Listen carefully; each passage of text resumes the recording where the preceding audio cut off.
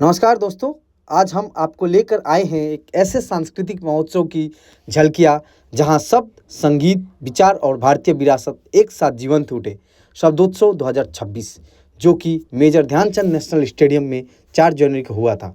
शब्दोत्सव 2026 सिर्फ एक कार्यक्रम नहीं था, बल्कि यह भारतीय संस्कृति और ज्ञान परंपरा का एक भव्य उत्सव था।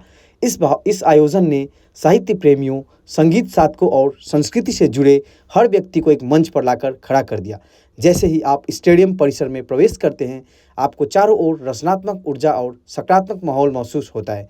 रंग बिरंगे स्टॉल्स, किताबों से सजे काउंटर और लोगों के चेहरे पर उत्साह, सब कुछ इस उत्सव को खास बना रहा था। इसमें काफ़ी तरह की पुस्तक प्रकाशन और साहित्यिक संसार के बारे में थे।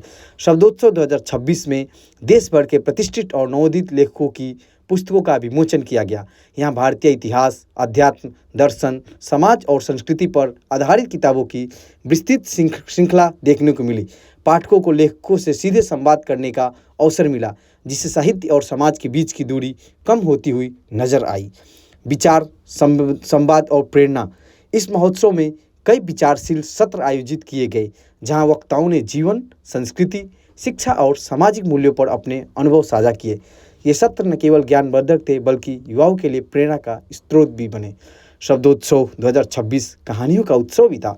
मंच पर प्रस्तुत की गई कहानियों और नाट्य रूपांतरों ने दर्शकों को भावनात्मक रूप से जोड़ दिया। हर कहानी अपने भीतर एक संदेश समेटे हुए थे, जो श्रोताओं के मन को छू गई।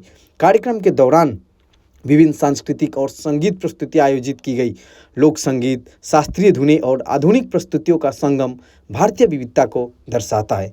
इन प्रस्तुतियों ने पूरे आयोजन में ऊर्जा और उत्साह बनाए रखा। फ्लेवर ऑफ इंडिया, इसमें स्वाद और परंपरा के काफ़ी स्टॉल्स लगे हुए थे, जहां एक खास आकर्षण रहा लोगों को। यहाँ भारत के अलग अलग राज्यों के पारंपरिक व्यंजन, हस्तशिल्प और सांस्कृतिक झलकियाँ देखने को मिली। यह अनुभाग भारत की विविधता और स्वाद और संस्कृति के माध्यम से प्रस्तुत करता है। यहाँ पर प्राचीन भारतीय साहित्य और विरासत, प्राचीन ग्रंथों और भारतीय ज्ञान परंपरा पर आधारित स्टॉल्स ने लोगों को हमारी जड़ों से जोड़ा। वेद, उपनिषद, रामायण, महाभारत और अन्य शास्त्रों पर आधारित पुस्तकों ने यह दिखाया कि भारत की संस्कृति कितनी समृद्ध और गहरी है। और इस कार्यक्रम की भव्य समापन हुई, जो कि हंसराज रघुवंशी की भक्तिमय प्रस्तुति से हुई। जैसे जैसे शाम ढलती गई, उत्सव का उत्साह और भी बढ़ता गया।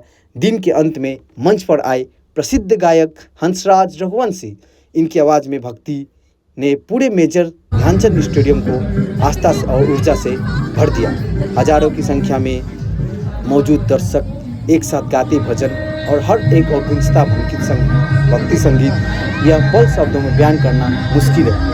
यह केवल एक कंसर्ट नहीं था, बल्कि एक आध्यात्मिक अनुभव था, जिसने हर व्यक्ति को भीतर तक छू लिया। शब्दोत्सव 2026 एक अविस्मरणीय अनुभव मेरे लिए था, क्योंकि पहली बार मैं दिल्ली में ऐसा एक अनुभव अटेंड कर रहा था। शब्दोत्सव 2026 ने यह साबित कर दिया कि जब साहित्य, संस्कृति, विचार और संगीत एक साथ आते हैं, तो वह केवल एक कार्यक्रम नहीं रहता, बल्कि एक आंदोलन बन जाता है। आगे देखिए हंसराज रघुवंशी की बेहद प्रस्तुति। धन्यवाद।